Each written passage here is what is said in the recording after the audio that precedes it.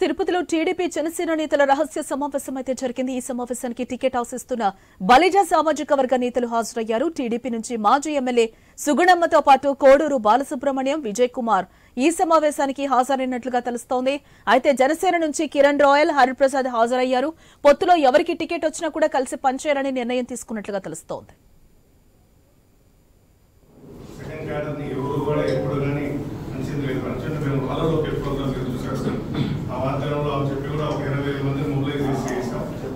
సమీకరణ మన ఇక్కడ ఉండే వాళ్ళు ఏ లీడర్కి కానీ కొత్త ఏమి కాదు, చేయాల్సిన నీడ్ వచ్చినప్పుడు అందరూ చేసేవాళ్ళు.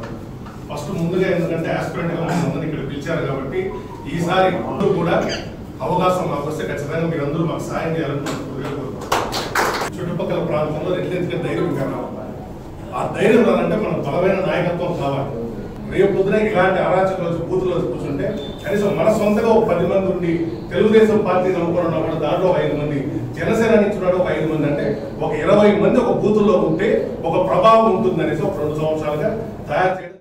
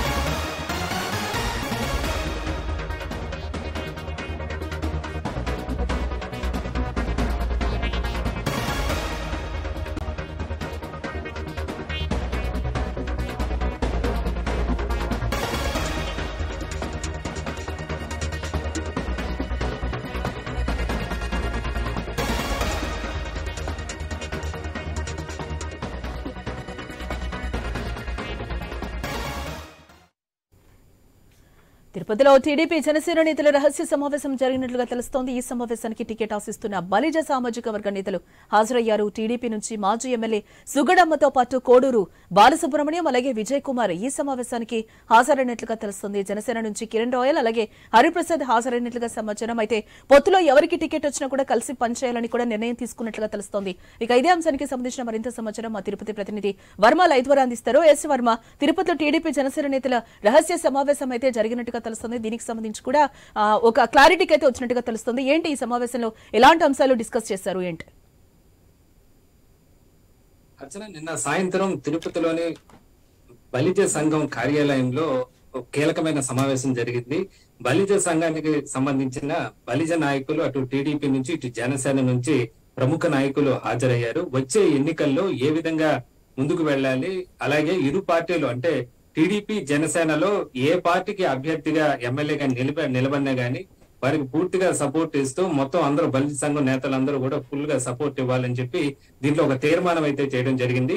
ఈ కార్యక్రమానికి టీడీపీ నుంచి మాజీ ఎమ్మెల్యే సుగుణమ్మ, అలాగే కోడూరు బాలసుబ్రహ్మణ్యం లాంటి ప్రముఖ నాయకులతో పాటు జనసేన నుంచి కూడా హరిప్రసాద్, కిరణ్ రాయల్ లాంటి నాయకులు, మిగతా ఇతర నాయకులు కూడా హాజరైన పరిస్థితి అయితే ఉంది. చాలా సేపు ఈ మీటింగ్ అయితే జరిగింది. ముఖ్యంగా దీంట్లో కొన్ని కీలకమైన ప్రతిపాదనలు కూడా ఒక కార్యాచరణ చేయాలని కూడా సిద్ధమవుతున్న పరిస్థితి అయితే ఉంది.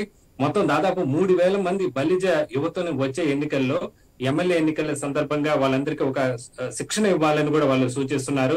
ప్రతి బూత్ కూడా ఒక 10 మంది అక్కడ బలిజ యువకులు ఉండేలాగా తయారు చేసుకోవాలని చెప్పి సూచిస్తున్నారు. ఎవరికి టికెట్ ఇచ్చినా కూడా అందరూ సమిష్టిగా పనిచేయాలని చెప్పి ఇరు పార్టీల నాయకులు అయితే నిర్ణయించడం జరిగింది. ముఖ్యంగా బూతులలో ఒకవేళ దొంగ ఓట్లు కానీ ఇతర అక్రమాలకు ప్రత్యర్థి అధికార పార్టీ పాల్పడితే సమిష్టిగా ఎదుర్కోవాలని, దానికి ఇప్పటి నుంచే సిద్ధం అవ్వాలని చెప్పి కూడా వాళ్ళంతా భావించారు. అలాగే రాయలసీమ మొత్తం మీద కూడా కనీసం 10 మందికి బలిజ నాయకులకి ఎమ్మెల్యే టికెట్లు ఇవ్వాలి, ఆ దిశగా పార్టీల అధిష్టానాల మీద కూడా ఒత్తిడి చేయాలని చెప్పి కూడా ఈ సందర్భంగా నాయకులు కూడా చేశారు. ఇప్పుడు ఉమ్మడి చిత్తూరు జిల్లా చూస్తే కూడా కేవలం ఒక్క బలిజ ఎమ్మెల్యే శ్రీనివాసులు మాత్రమే చిత్తూరు వైసీపీ తరఫున ఉన్నారని, అలాంటి పరిస్థితి రాకుండా బలిజ నాయకులు ఎక్కువ మంది, పుంగనూరులో కూడా మంత్రి పెద్దిరెడ్డి పెద్దిరెడ్డి రామచంద్రారెడ్డి ప్రాతినిధ్యం వహిస్తున్న పుంగనూరులో కూడా సగం మంది బలిజలు ఉన్నారని, అక్కడ కూడా బలిజ నాయకుడు ఉండేలాగా పార్టీల మీద ఒత్తిడి తీసుకురావాలని చెప్పి బలిజ అభ్యర్థులు ఎమ్మెల్యేగా ఎంపీలుగా గెలిపించుకోవాలని ఈ సందర్భంగా వాళ్ళంతా ఒక సమిష్టి తీర్మానం అయితే చేయడం జరిగింది. ఈ సమావేశం కూడా అత్యంత రహస్యంగా జరిగింది. దీనికి సంబంధించి కూడా సెల్ ఫోన్లు కూడా లోపలికి అనుమతించుకుంటే సెల్ ఫోన్లు కూడా బయట పెట్టేసి నాయకులంతా కూడా చాలా అత్యంత రహస్యంగా గోప్యంగా లోపలికి వెళ్లి దీనిపైన మాట్లాడుకోవడం జరిగింది. మొత్తం మీద సమిష్టిగా గతంలో లాగా విభేదాలు లేకుండా బలిజ నాయకులంతా కూడా బలిజ సంఘం తరఫున మొత్తం సమిష్టిగా వచ్చే ఎన్నికల్లో కృషి చేయాలి, అప్పుడు మాత్రమే అధికార పార్టీ అక్రమాలను ఎదుర్కొంటామని చెప్పి కూడా వీళ్ళంతా తీర్మానం చేయడం జరిగింది. ఇక ఎలక్షన్ 2 నెలలు ఉన్న నేపథ్యంలో ఈ విధంగా బలిజ సంఘాలంతా కూడా ఒకే తాటి మీదకి వచ్చి ఈ విధంగా సమావేశం అయిన దానిపైన ప్రస్తుతం అయితే రాజకీయంగా కూడా తీవ్ర చర్చ జరుగుతోందని చెప్పొచ్చు రజని. ఎస్ వర్మ, అంటే పొత్తులో ఎవరికి టికెట్ వచ్చినా కూడా కలిసి పనిచేయాలని కూడా నిర్ణయం తీసుకున్న సందర్భంలో మరి జనసేనకి టీడీపీ ఎక్కువ సీట్లు ఇచ్చే అవకాశం కనిపిస్తుంది అని అంటారా? ఒక రకంగా అయితే చాలా వరకు కూడా పవన్ కళ్యాణ్ అయితే తిరుపతి నుంచి పోటీ చేయాలని కూడా ఒక రకంగా అభిమానులు కానీ అక్కడ ప్రజలు కానీ అడుగుతున్న పరిస్థితి కనిపిస్తోంది.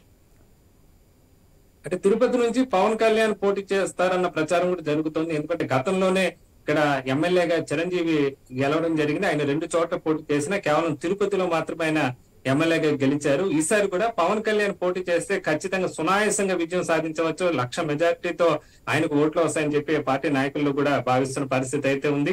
ఈ నేపథ్యంలో ఒకవేళ టీడీపీ జనసేన తరఫున పవన్ కళ్యాణ్ ఉమ్మడి అభ్యర్థిగా పోటీ నిలిచినా గానీ, లేకపోతే ఒకవేళ పవన్ కళ్యాణ్ మరో చోట పోటీ చేసినా తిరుపతిలో ఎవరిని అభ్యర్థిగా నిలిచినా, అంటే ఇంతకాలం ఇటు 2 పార్టీల అధిష్టానానికి ఉండే టెన్షన్ ఏమిటంటే ఇక్కడ బలిజ సంఘాలు అంటే ఇటు ఒకవేళ ఆల్మోస్ట్ 90% తిరుపతి టీడీపీ జనసేన ఉమ్మడి అభ్యర్థిగా బలిజనే రంగంలోకి దింపే అవకాశం ఉంది. మాజీ ఎమ్మెల్యే సుగుణమ్మకు గాని, లేకపోతే జనసేన అయితే ఇటు కిరణ్ రాయల్ లేదా హరిప్రసాద్ వీళ్ళలో ఎవరికో టికెట్లు వస్తాయని చెప్పి భావిస్తున్నారు. ఒకవేళ వీళ్ళకు వచ్చినా రాకపోయినా, ఒకవేళ పవన్ కళ్యాణ్ దిగినా లేదా మరో అభ్యర్థి దిగినా, ఎవరు దిగినా కూడా బలిజ సంఘానికి బలిజ సామాజిక వర్గానికి సంబంధించిన నాయకులనే మనం ఎమ్మెల్యేగా ఎన్నుకోవాలి. ఈ మేరకు పార్టీలకు ఇప్పటికే మనం ఒక ఒత్తిడి అయితే చేయాలని నిర్ణయించారు. ప్రస్తుతం అయితే ఒకవేళ పవన్ కళ్యాణ్ పోటీ చేసినా ఓకే, ఆయన కూడా బలిజ సామాజిక వర్గానికి సంబంధించిన వ్యక్తి కాబట్టి ఎలాంటి అభ్యంతరం లేదు, అందరూ ఐక్యంగా మద్దతు ఇస్తారు.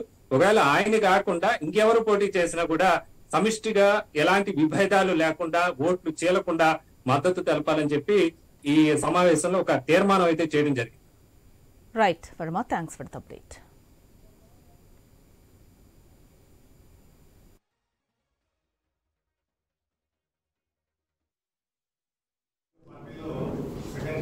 ఎవరు కూడా ఎప్పుడు కానీ మంచిది లేదు. మంచి మేము వాళ్ళలో ప్రోగ్రామ్ చూసాం. ఆ వాతావరణంలో చెప్పి కూడా ఒక 20,000 మంది మొబిలైజ్ చేసాం. సమీకరణ మన ఇక్కడ ఉండే వాళ్ళు ఏ లీడర్కి కానీ కొత్త ఏమి కాదు, చేయాల్సిన నీడ్ వచ్చినప్పుడు అందరూ చేసేవాళ్ళు. ఫస్ట్ ముందుగా ఎందుకంటే ఆస్పిరెంట్ గా మనందరినీ ఇక్కడ పిలిచారు కాబట్టి ఈసారి అందరూ కూడా అవకాశం మాకు వస్తే ఖచ్చితంగా మీరందరూ మాకు సాయం చేయాలని చుట్టుపక్కల ప్రాంతంలో రెట్లెందుకు ధైర్యం కావాలి. ఆ ధైర్యం రావాలంటే మనకు బలమైన నాయకత్వం కావాలి. రేపు పొద్దున ఇలాంటి అరాచక బూతులో కూర్చుంటే కనీసం మన సొంతగా ఒక 10 మంది ఉండి తెలుగుదేశం పార్టీ నమ్ముకున్న కూడా దాంట్లో 5 మంది, జనసేన నుంచి ఒక 5 మంది, అంటే ఒక 20 మంది ఒక బూతుల్లో ఉంటే ఒక ప్రభావం ఉంటుందనేసి ఒక 2 సంవత్సరాలుగా తయారు చేయడం.